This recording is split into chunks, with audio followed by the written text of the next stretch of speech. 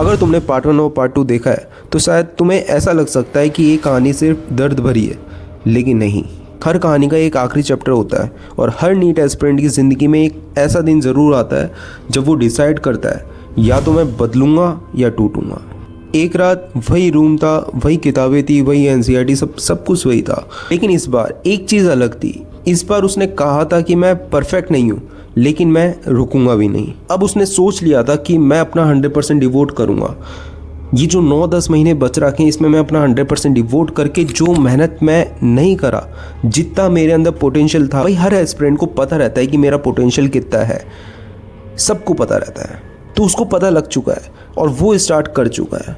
उसको पता है कि उसने 2026 का जो ड्रॉप ईयर था उसमें उसने क्या क्या गलतियां करी है। फ़ोन चलाया, उसने इंस्टा चलाया, उसने स्नैप चलाई है, या बाहर घूमा, यारी दोस्ती चली है, या फिर कुछ भी करा है। तो उसको पता लग चुका है कि वो वेस्ट ऑफ टाइम था।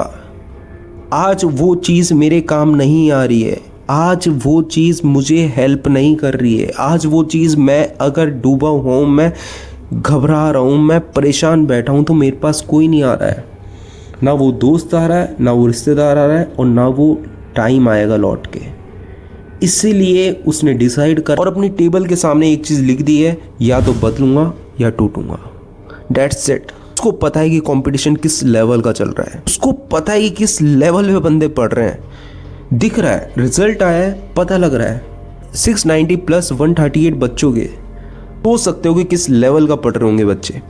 इसलिए उसने बस एक चीज़ डिसाइड करी है, स्टार्टिंग से करूँगा, ये बिल्कुल नहीं करूँगा, तो आता है उसे स्किप करके, जो नहीं आता है उसे कर लूँगा। ये उसने अप्रोच नहीं रख रखी है। उसने सिर्फ एक अप्रोच रख रखी है, रोज़ पढ़ूंगा, थोड़ा पढ़ूंगा, लेकिन रेगुलर पढ़ूंगा। वापस से सुनना, रेगुलर पढ़ूंगा, और यही कंसिस्टेंसी उसे सिलेक्शन दिलाएगी।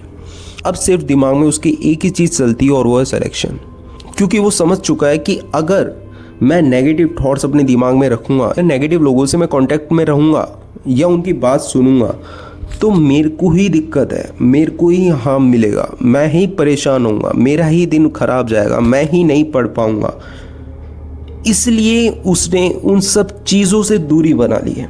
अपने जो भी उसके यार दोस्त उसको नेगेटिव बोलते थे, जो उसके रिश्तेदार उससे कांटेक्ट में थे और वो उसे बोलते थे कि नहीं कर पाएगा, तू कुछ नहीं है, छोड़, तेरे बस की नहीं है, नहीं कर पाएगा, छोड़, तो उसने सबसे पहले उन लोगों को ब्लॉक करा है और हटा दिया है अपनी लाइफ के आगे से। उसने क्या करा है, फिजिक्स और केमिस्ट्री को स्टार्टिंग से स्टार्ट करा है।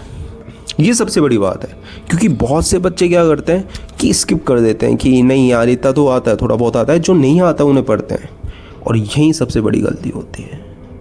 स्टार्टिंग से पढ़ो, जो आता है वो रिवाइज ही होगा, अच्छे से दिमाग में बैठेगा। अच्छे से दिमाग में बैठेगा तो तुम्हारा बेस मजबूत होगा। बेस मजबूत होगा तो तुम अपनी बिल्डिंग बना सकोगे। बिल्डिंग इन द सेंस तुम अपना कॉन्फिडेंस बढ़ा सकोगे उस चीज़ पे। इसलिए उसने सोचा है कि मैं स्टार्टिंग से क्लियर आउट करूँगा, हर चीज़ मैनेज करके चलूँगा, थोड़ा पढ़ूँगा लेकिन रेगुलर पढ़ूँगा। और सबसे बड़ी बात, मैं कंपैरिजन नहीं करूँगा।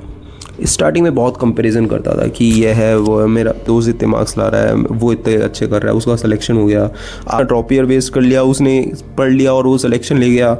इस चीज़ से वो ज़्यादा परेशान था और उसने ये सब बंद कर दिया, और अब वो पढ़ाई स्टार्ट कर चुका है। और 9-10 महीने बाद जब पेपर होगा तो उसके बाद वो ये कह सकेगा कि मैंने अपना 100% डिवोट करा है और मेरा सिलेक्शन हो रहा है। सबसे बड़ी बात है, और यही एक नीट एस्पिरेंट को करना चाहिए। मुझे नहीं पता कि तुम लड़के हो या लड़की हो, मुझे नहीं पता कि तुम्हारे घर वाले तुम्हें प्रेशर डाल रहे हैं कि तुझे करना है, नहीं करना, क्या मतलब कुछ भी कर रहे हैं। मैं बस ये जानता हूँ, अगर तुम डेली थोड़ा बहुत पढ़ रहे हो, अपने गोल को देख रहे हो, नीट 2027 को चिपका रखे हो कि भाई निकालना है, तो सिंपल सी लैंग्वेज में एक बात समझो कि तुम हारे नहीं हो। तुम्हारे दिल और दिमाग में सिर्फ एक चीज़ चल रही है, और वो है MBBS। वाइट कोट पहनना, अपने माँ बाप की आंखों में वो प्राउड देखना जो वो चाहते हैं कि मेरा बच्चा कर जाए, मेरी बच्ची कर जाए। समझ रहे हो? कभी कभी हिम्मत का मतलब ये नहीं होता कि मैं 12 घंटे पढ़ रहा हूँ। हिम्मत का मतलब होता है कि अगले दिन फिर से किताब खोल रहा हूँ। बहुत डीप लाइन है, समझना। हो सकता है एक दिन तुम वाइट कोट पहनो और तुम किसी पेशेंट का इलाज कर रहे हो, तुम्हें एकदम से ये रात याद आए जब तुम गिव अप करने का सोच चुके थे, लेकिन एक हिम्मत, एक दिल से आवाज़ निकली कि नहीं, करना तो है, MBBS ही करना है, गवर्नमेंट मेडिकल कॉलेज से ही करना है। और मैंने स्टार्ट कर दिया और आज मैं इस मुकाम पे हूँ। अगर तुम यहाँ तक वीडियो देख रहे हो तो एक प्रॉमिस मेरे साथ करो तुम, चाहे कोई भी मुश्किल आए, चाहे कैसी भी परिस्थिति आए, तुम अपने सपने को नहीं छोड़ोगे। गिव अप मत करना, बस सच कह रहा हूँ। और अगर तुम चाहते हो कि यार केशव तेरे साथ जुड़ना है, मुझे मेंटरशिप में जुड़ना है, क्योंकि बहुत सी बातें होती हैं जो अपन अपने घर वालों से, यार दोस्तों के साथ शेयर नहीं कर सकते, नहीं हो पाती हैं, तो अपन को चाहिए कि रात को 12 बजे अगर मैं एक कोने में बैठा हूँ या बैठी हूँ तो मैं अपने दिल की बात, अपने जो जज्बात हैं, अपने किसी का शेयर करूं और वो मुझे सही रास्ता बताए और पॉजिटिव करे मुझे, समझ रहे हो। तो उसके लिए मैं हूँ, मैंने मेंटरशिप प्रोग्राम चालू कर रखा है। If you want to join, ये मेरी मेल आईडी, मुझे मेल कर देना अपने नंबर, मैं तुमसे कांटेक्ट कर लूँगा। ये सिर्फ एक नीट एस्पिरेंट की कहानी नहीं थी, शायद ये तुम्हारी भी थी। तो अगली बार जब भी तुम पढ़ने बैठो तो याद रखना कि कहानी अभी ख़त्म नहीं हुई है, तुम्हारा बेस्ट चैप्टर लिखना अभी बाकी है। लव यू ऑल एंड एक प्यारी सी स्माइल कर दो और पढ़ने बैठ जाओ यार।